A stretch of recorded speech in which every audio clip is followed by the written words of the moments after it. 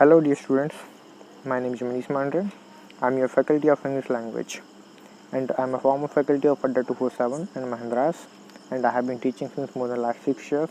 So this is the next video for you, and this video is going to be very helpful for you, and most of the students said to me to make the video on preposition.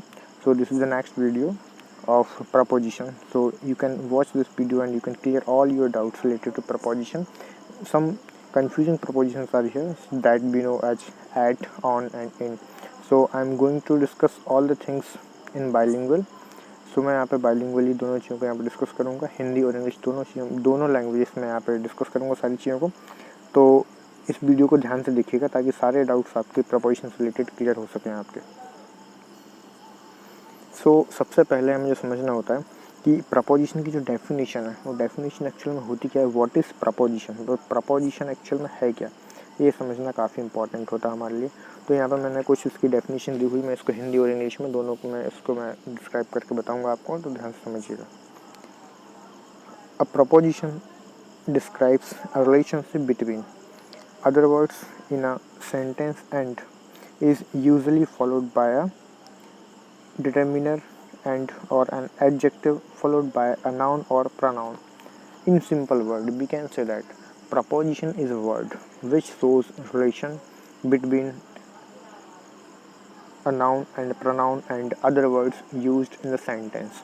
मतलब ये है कि preposition जो है एक ऐसा शब्द होता है जो नाउन प्रोनाउन के पहले हम इसकी प्लेसिंग करते हैं और ये अदर वर्ड्स के साथ में रिलेशन को शो करता है, और कई बार इसको हम सेंटेंस के लास्ट में प्लेस कर देते हैं. तो एज़ पर द रिक्वायरमेंट हम इसको यूज़ कर लेते हैं. तो इसकी जो डेफिनेशन वो ये है कि प्रपोजिशन मतलब इसको हम इसके नाम से समझ सकते हैं प्री प्लस पोजीशन, मतलब इसकी जो पोजीशन है पहले होती है नाउन प्रोनाउन के, और इसका जो काम है वो ये है कि अदर वर्ड के साथ रिलेशन को शो करता है. सो आई थिंक आपको प्रपोजिशन की जो डेफिनेशन है वो आपको समझ में आ गई होगी. फिर मैं आगे मूव करता हूँ कि what is preposition. In simple word preposition एक पोजीशन को बताने वाला वर्ड है और अदर वर्ड के साथ रिलेशन को शो करता है. तो इसके बाद हम आगे मूव करते हैं नेक्स्ट स्लाइड है उस पर मूव करते हैं हम यहाँ पे. तो देखिए अब जो कंफ्यूजिंग प्रपोजिशन हमारे पास हैं वो कौन कौन से हम उनको यहाँ पे डिस्कस करेंगे. तो देखिए हमारे पास यहाँ पे ऐड दिया हुआ है, ऑन है और इन है.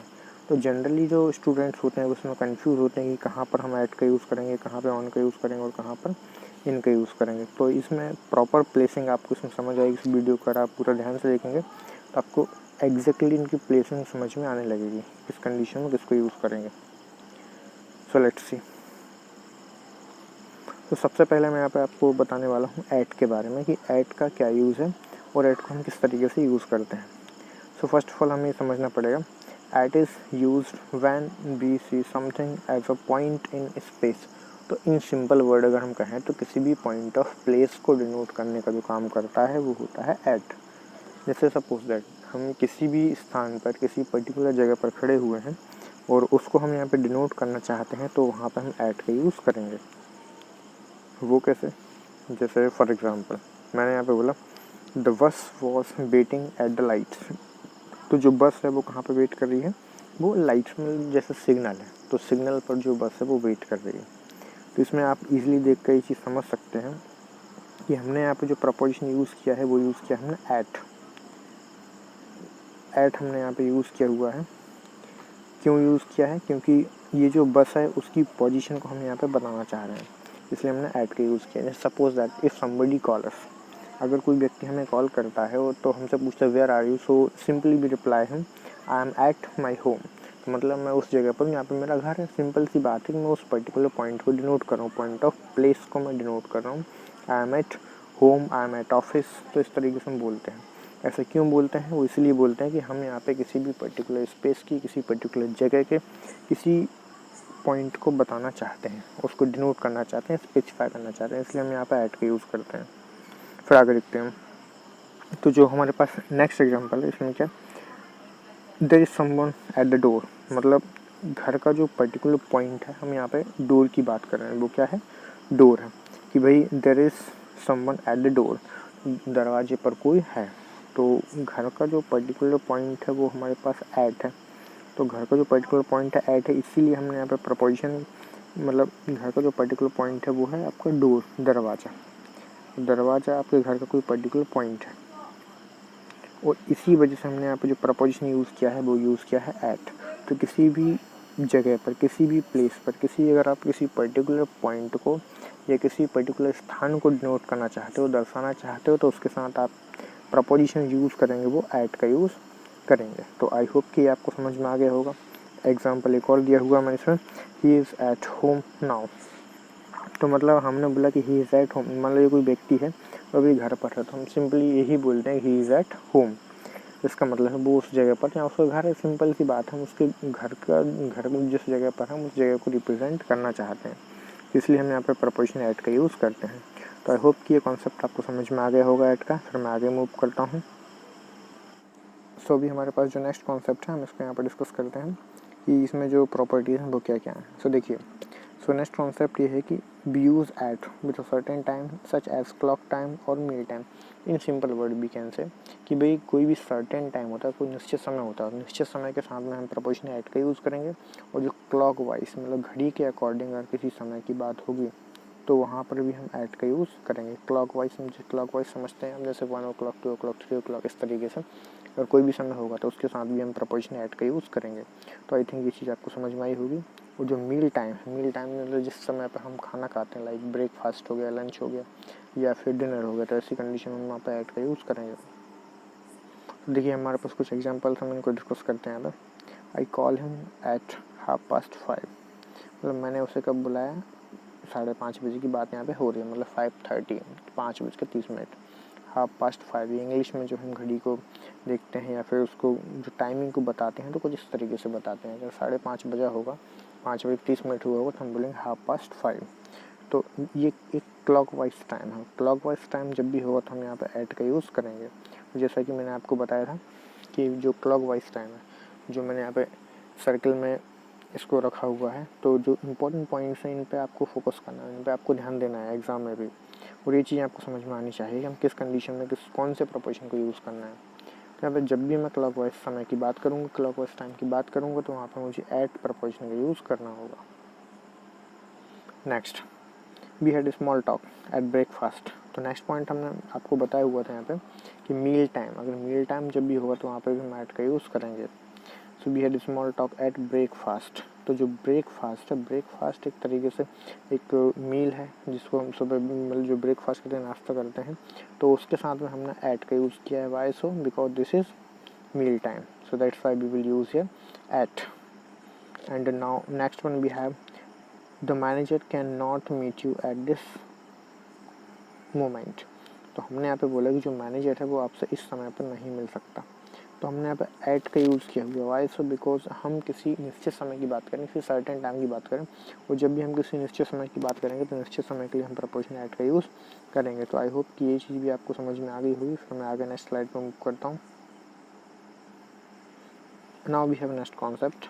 अब इसमें अगर हम बात करें तो इसमें we also use at with period of 2 or 3 days। अगर 2 या 3 दिन का कोई पीरियड है तो उसके साथ में हम एट का यूज़ करते हैं। जैसे कुछ एग्जांपल के थ्रू मैं यहाँ पे आपको समझाता हूँ तो ईजिली आपको चीज़ समझ में आ जाएंगी। Santa comes at Christmas. तो हमने यहाँ पे बोला कि सेंटा कम्स एट क्रिसमस। तो जो सेंटा है वो कब आता है? तो सेंटा जो है क्रिसमस पर आता है।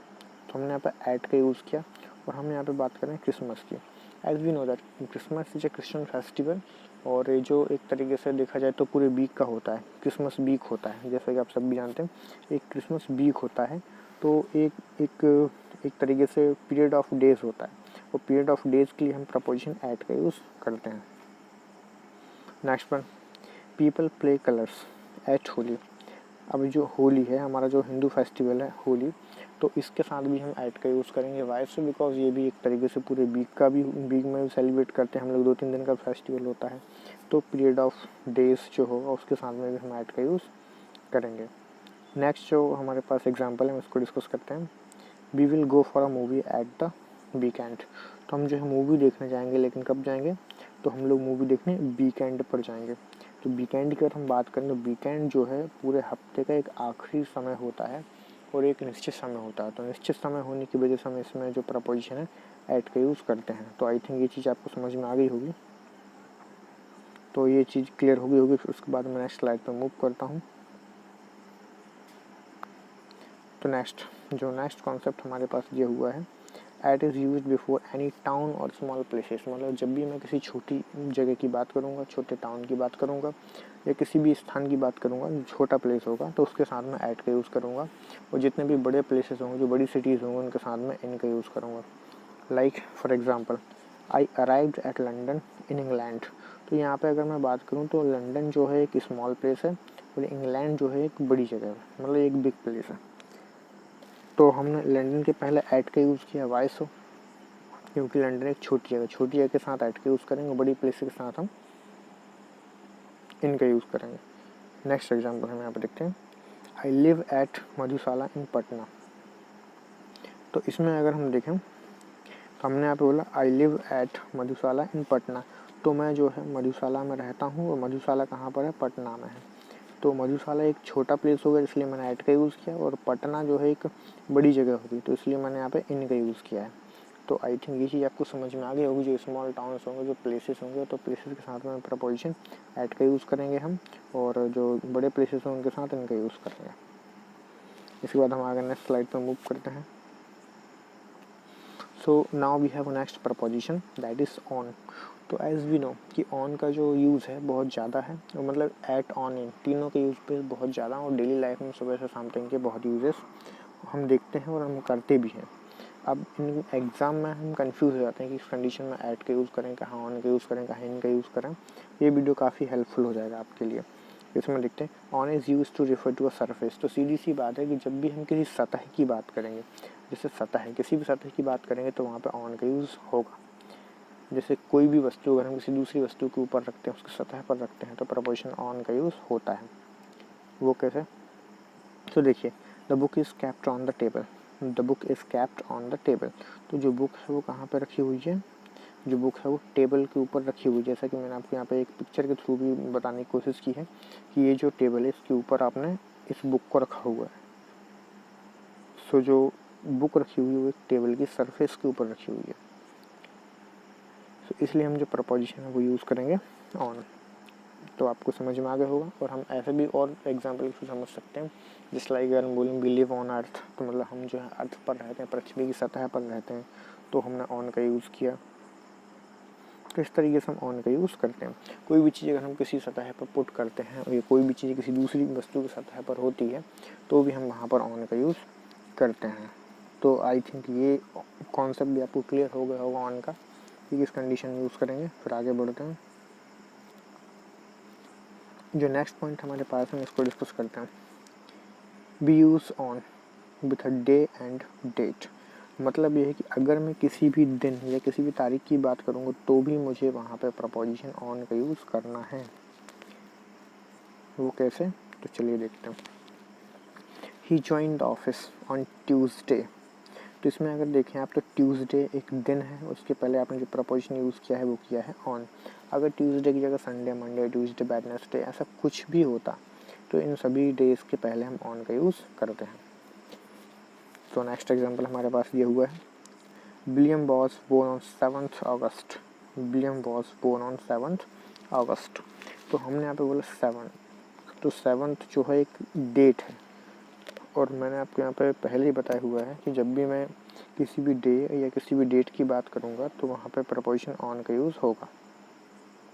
हमने यहाँ पे यूज़ किया है ऑन। Y so? बिकॉज यहाँ पे 7th दिया हुआ है, जो कि एक डेट है, वो डेट के साथ हम ऑन का यूज़ करेंगे, और डे के पहले भी हम ऑन का यूज़ करेंगे। तो आई थिंक ये चीज़ भी आपको समझ में आ गई होगी। नेक्स्ट एग्जांपल देखते हैं। He purchased a car on Easter Sunday. He purchased a car on Easter Sunday. तो मतलब जो है उसने कार कब खरीदी है? तो ईस्टर संडे पर खरीदी। तो संडे की वजह से हमने यहाँ पे क्या यूज़ किया? ऑन का यूज़ किया। तो करेक्ट प्रपोजिशन यहाँ पे हमारा क्या हो जाएगा? तो करेक्ट प्रपोजिशन यहाँ पे हो जाएगा ऑन। तो आई थिंक ये चीज़ आपको क्लियर हो गई होगी। फिर हम आगे मूव करते हैं। So let's see. और इससे पहले मैं आपको एक चीज़ और बताना चाहूँगा कि ऑन का जो यूज़ है, यहाँ तक डे और डेट तक ठीक है, और सरफेस तक, मतलब सरफेस का यूज़ मैंने आपको बताया यहाँ पे, और डे और डेट का यूज़ बताया। एक और यूज़ मैं आपको इसमें बताना चाहूँगा, जो इसमें स्लाइड में नहीं दिया हुआ, बट मैं आपको एडिशनली इसमें बता दे रहा हूँ। जैसे अगर मान लीजिए कि कोई ओकेज़न है, जैसे लाइक किसी का बर्थडे है, किसी की एनिवर्सरी है, या किसी का रिटायरमेंट है, कि ऐसा किसी भी टाइप की कोई ओकेज़न है, तो उसके साथ में भी हम ऑन का यूज़ करेंगे। जैसे आई wished him on his marriage anniversary, तो एनिवर्सरी होगा, बर्थडे होगा, मैरिज होगी, रिटायरमेंट होगी, ज्वाइनिंग होगी, तो ये सब ओकेजन्स है। तो किसी भी ओकेजन या किसी अवसर की बात करेंगे तो उस कंडीशन में भी हम प्रपोजिशन ऑन का यूज़ करते हैं। तो इस चीज़ का ध्यान रखना है कि इन सभी कंडीशन में हम ऑन का यूज़ करेंगे। कोई भी ओकेज़न होगा तो ओकेज़न के लिए भी हम ऑन का यूज़ करेंगे। कोई भी अवसर होगा तो उसके लिए ऑन का यूज़ होगा। फिर हम आगे मूव करते हैं। तो देखिए, now we have next preposition that is in. और जैसा कि हम जानते हैं इन के भी बहुत सारी यूजेस हैं। अब इसको किस तरीके से यूज़ करेंगे तो समझते हैं इसको। फर्स्टली हम अगर यहाँ पे बात करें, in is used being inside of something और एनी मीडियम। मतलब इन का जो यूज़ है हम किसी भी चीज़ के अंदर होने पर करते हैं या फिर किसी माध्यम में होने पर करते हैं। अगर हम किसी चीज़ के माध्यम में हैं या किसी मीडियम में है तो वहाँ पे हम यूज़ करेंगे इन का। जैसे for example, it was cold in the room, मतलब जो है हम यहाँ पे बोल रहे हैं it was cold in the room, मतलब कि जो सर्दी है, जो ठंड है, वो कहाँ पर, रूम के अंदर थी। तो इस कंडीशन में हमने इन का यूज़ किया। Why so? Because we are denoting inside of something, so that's why in would be the right answer here. तो आई थिंक ये चीज़ आपको क्लियर होगी। फिर मैं आगे मूव करता हूँ, क्योंकि अगर हम किसी वस्तु के अंदर हैं, किसी माध्यम के अंदर हैं, तो उस कंडीशन में हम यहाँ पे इन का यूज़ करेंगे। So what would be the correct preposition here? So this would be in. तो आई थिंक ये चीज़ भी क्लियर होगी। फिर हम आगे मूव करते हैं। ये हमारे पास जो नेक्स्ट कॉन्सेप्ट है और जो नेक्स्ट उसका जो एग्जांपल है हम उसको समझते हैं। तो देखिए, I have 10 rupees note in my pocket. तो मतलब ये है कि मेरे पॉकेट में जो है 10 रुपये का नोट है, और ये 10 रुपये का नोट कहाँ पर है? ये मेरे पॉकेट में है। अब मेरे पॉकेट में है, इसलिए मैंने जो प्रपोजिशन यूज़ किया वो यूज़ किया है इन। तो मैंने आपको जैसे कि पहले बताया था, बीइंग इनसाइड ऑफ समथिंग या बीइंग इन एनी मीडियम। अगर किसी मीडियम में, किसी माध्यम में अगर आप हैं या किसी माध्यम की वस्तु है तो भी मैं वहाँ पे इन का यूज़ करूँगा। जस्ट लाइक मैं बोलूँ words are flying in the sky, तो जो वर्ड्स हैं वो कहाँ पे उड़ रहे हैं? स्काई में उड़ रहे हैं। द शिप इज़ फ्लोटिंग, या फिर हम बोलें कि भाई he is navigating ship in the ocean, तो वो जहाज़ कहाँ पे चला रहा है? तो वो ओशन में चला रहा है। तो ऐसी कंडीशंस में हम यहाँ पे इन का यूज़ करेंगे। तो ये चीज़ आपको समझ में आ गई होगी कि इनका किस कंडीशन से यूज़ करना है। फिर हम आगे मूव करते हैं। तो देखिए, जो नेक्स्ट कॉन्सेप्ट हमारे पास है, in general we use in for a bigger place like country town और फॉर अ स्मॉल प्लेस। अब देखिए, हम किस कंडीशन में किसको यूज़ करेंगे, मतलब कहने का मतलब ये है जो बड़े प्लेसेस हैं उनके साथ इनका यूज़ करते हैं, जो छोटे स्थान होते हैं उनके साथ हम ऐट का यूज़ करते हैं। तो देखिए, छोटे स्थान के साथ हम ऐट का यूज़ करेंगे। वो कैसे? अब एग्जाम्पल को समझिए। आई arrived at Delhi, I arrived at Delhi in India. तो मतलब ये है कहने का कि यहाँ पर जो स्मॉल प्लेस है, स्मॉल प्लेस यहाँ पर दिल्ली है, स्मॉल प्लेस यहाँ पर दिल्ली है और बिग प्लेस यहाँ पे इंडिया है। तो इस चीज़ को हमें थोड़ा सा ध्यान रखना पड़ेगा कि जो स्मॉल प्लेस है वो दिल्ली है और बिग प्लेस यहाँ पे इंडिया है। तो दिल्ली के पहले मैंने ऐट का यूज़ किया है और इंडिया के पहले मैंने यहाँ पे इन का यूज़ किया है। तो ये चीज़ आपको समझ में आ गई होगी। नेक्स्ट एग्जाम्पल में अगर यहाँ पे देखो, सी लिव एट मुंबई इन महाराष्ट्र। तो Maharashtra is a big place and Mumbai is a smaller place. तो स्मॉलर प्लेस के साथ मैंने ऐट का यूज़ किया और जो बिग प्लेस उसके साथ मैंने इन का यूज़ किया। तो ये चीज़ आपको समझ में आ गई हुई। फिर मैं आगे नेक्स्ट स्लाइड पर मूव करता हूँ। नेक्स्ट कॉन्सेप्ट हमारे पास है we use in with longer periods. अगर मैं किसी लॉन्गर पीरियड से, किसी लंबे समय अवधि की बात करता हूँ तो उस कंडीशन में भी मुझे इन का यूज़ करना पड़ेगा। जैसे for example, covid pandemic will finish in the next few days. तो ऐसा हम समझते हैं कि भाई जो कोविड-19 पैंडेमिक है, एक महामारी है जो कि कुछ दिनों में ख़त्म हो जाएगी। तो हमने यहाँ पे बोला कि नेक्स्ट फ्यू डेज़। अब नेक्स्ट फ्यू डेज़ की हम यहाँ पे बात करें तो एक तरीके से देखा जाए तो लॉन्ग पीरियड की हम यहाँ पे बात करें कि अभी कोई निश्चित नहीं है कि कब तक ख़त्म हो जाएगी, बट कुछ दिन में ख़त्म ज़रूर हो जाएगी। तो हमने यहाँ पे इनका यूज़ किया है।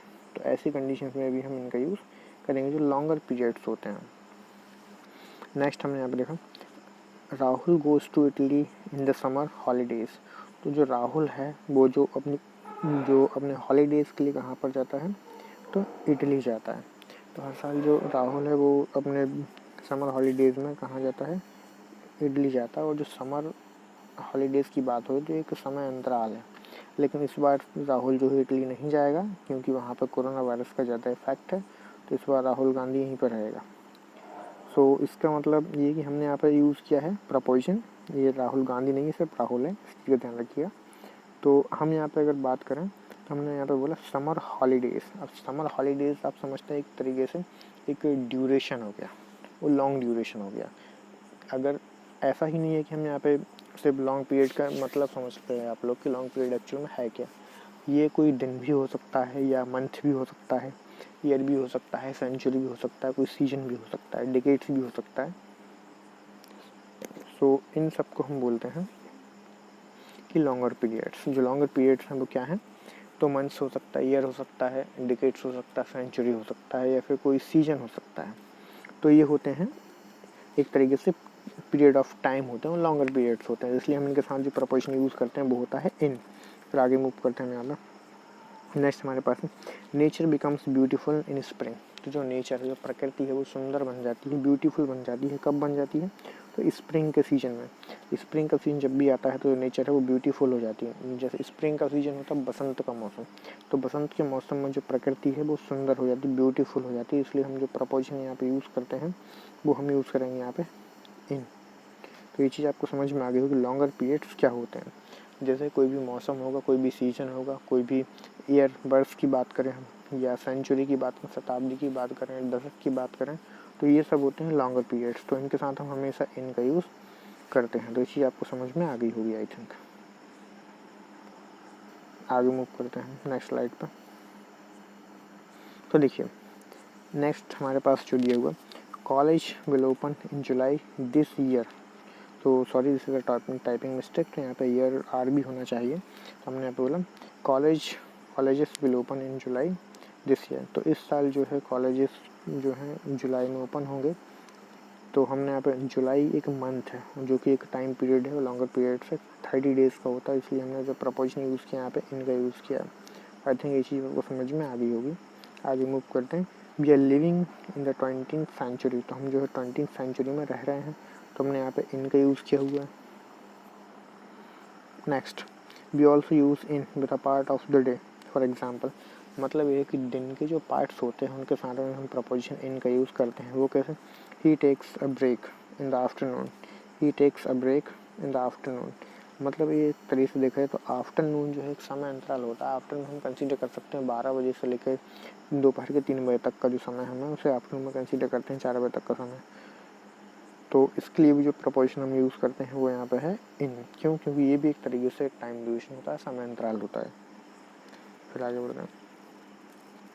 His grand father does exercise in the morning.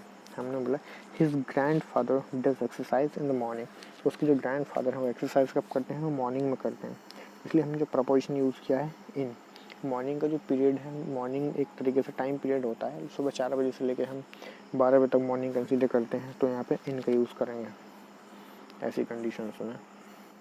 सो देखिए यहाँ पे हमारे पास कुछ इंपॉर्टेंट पॉइंट्स भी हैं जो हमें पता होने चाहिए और आप लोगों को याद भी होने चाहिए। There is some variations like on Sunday evening, जैसे हम बोलते हैं ऑन संडे इवनिंग, तो ऑब्वियसली बात है यहाँ बर्थडे की बात हो इसलिए हम ऑन का यूज़ कर रहे हैं। ऑन ट्यूसडे नाइट, तो यहाँ पे क्योंकि डेज की वजह से यहाँ पे हम ऑन का यूज़ कर रहे हैं, तो दीज आर करेक्ट। आगे देखते हैं। There is one exception that is we use at before night, I like I will meet you at night. तो मैंने यहाँ पे बोला कि भाई I will meet you at night, तो मैं आपसे कब मिलूंगा, नाइट में मिलूंगा। तो एक चीज़ आपको याद रखना है, एक एक्सेप्शन है, जब भी नाइट वर्ड आएगा तो नाइट के साथ आप जो प्रपोजिशन यूज़ करेंगे वो यूज़ होगा एट। तो at would be the correct preposition here. तो ऐसी कंडीशन में आप ऑन का यूज़ नहीं करेंगे, आप यहाँ पर एट का यूज़ करेंगे। तो आई होप कि चीज़ आपको समझ में आ गई होगी। फिर मैं आगे मूव करता हूँ। जो लास्ट पॉइंट है उसको हम यहाँ पर समझते हैं। We do not normally use at और इन और on in phrases of time with last, this, next. देखिए मैंने यहाँ पे सारी चीज़ों को कुछ हाईलाइट भी किया हुआ है, कुछ को नहीं कर पाया हूँ, तो मैं उनको बता दे रहा हूँ आपके यहाँ पे कि अगर मैं यहाँ पे बात करूँ कि भाई यहाँ पे लास्ट दिया हो या फिर दिस दिया हो, नेक्स्ट दिया हो, एवरी दिया हो, लेटर दिया हो, तो ऐसा कोई सा वर्ड अगर दिया हुआ तो उसके साथ मैं किसी भी प्रपोजिशन का यूज़ मैं नहीं करूँगा। वहाँ से अगर प्रपोजिशन एग्जाम में दिया होगा तो उसको मैं रिमूव करूँगा वहाँ से। Example, I receive your later on last Friday, तो मैं यहाँ पे ऑन का यूज़ नहीं करूँगा, यहाँ पे गलत है। तो मैं यहाँ पे क्या कर सकता हूँ, मैं यहाँ पे सिर्फ और सिर्फ इसको रिमूव करूँगा, तभी मेरा सेंटेंस यहाँ पर करेक्ट होगा। क्योंकि ये जो लास्ट फ्राइडे है एक तरीके से अपने आप में ही कंप्लीट है, कंप्लीट मीनिंग देता है। So that's why we will not use any preposition here, preposition should be removed from here. तो इसको हटा देंगे तो सेंटेंस हमारा करेक्ट हो जाएगा। तो ये सारे जो इंपॉर्टेंट कॉन्सेप्ट्स हैं मैंने आपको यहाँ पे बता दिए हैं प्रपोजिशंस के। और अगर ये वीडियो आपको समझ में नहीं आया हो तो एक बार पूरे वीडियो को ध्यान से देखिएगा ताकि सारे कॉन्सेप्ट आपको क्लियर हो सकें। और जो भी इशू हो, अगर जिस वीडियो में कोई भी चीज़ आपको समझ में नहीं आती है तो यू कैन कमेंट बिलो, आप इसमें कमेंट करके मुझे बता सकते हैं। जो भी इसमें आपको समझ में नहीं आई, जो प्रॉब्लम्स आई हो इस वीडियो में, तो आप मुझे कमेंट बॉक्स में कमेंट करके बताएं ताकि मैं नेक्स्ट वीडियो में उसको और अच्छे से अपडेट कर सकूँ उसको। और अपने इसको इससे पहले जो मैंने कोर्स अपलोड किए हुए हैं, इसमें जो वीडियोस अपलोड किए हुए हैं एरर डिटेक्शन के और वोकैबुलरी के, तो आप उनको भी फॉलो कर सकते हैं। तो कमेंट करके बताएं आप किस टॉपिक के वीडियो चाहते हैं, तो उसको मैं जल्दी से जल्दी उसको अपलोड करने की कोशिश करूँगा। So thank you guys, thank you everyone, stay home, stay safe, thank you.